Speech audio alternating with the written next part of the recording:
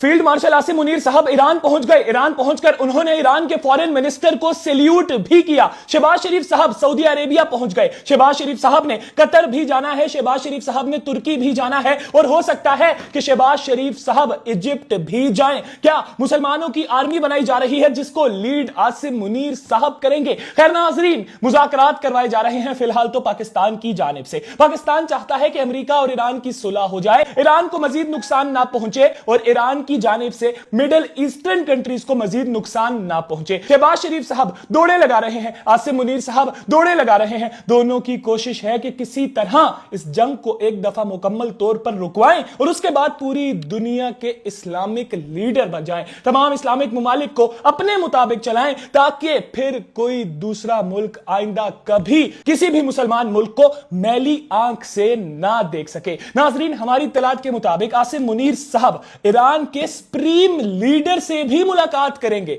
Iran के supreme leader Islamabad नहीं आ सकते या वो किसी दूसरे मुल्क में नहीं जा सकते। ये बात तो आप सभी जानते हैं कि उनको बहुत ज्यादा खतरा है। अगर वो ईरान से बाहर निकले तो इस्राएल उनके ऊपर जरूर बमबारी करेगा। इसीलिए आसिम मुनीर साहब ईरान तेहरान गए उनसे मुलाकात करने के लिए और उनसे पूछने के लिए कि सुप्रीम लीडर आप बताइए, आप क्या चाहते हैं, किस तरह जंग रुकवाई जाए, आपके क्या मुतालबात हैं। उधर शहबाज शरीफ साहब सऊदी अरेबिया पहुंच गए हैं और सऊदी अरेबिया ने जो पाकिस्तान को अड्डा दिया है वो अड्डा इस्राएल से 300 किलोमीटर की दूरी पर है। पाकिस्तान के जंगी जहाज इस्राएल से 300 किलोमीटर दूर है और जंगी जहाज भी कौन से? JF-17 थंडर, जो सऊदी अरेबिया से उड़े और वापस सऊदी अरेबिया आ जाएं, 5 मिनट के अंदर इस्राएल का नक्शा ही बिगाड़ कर रख दें।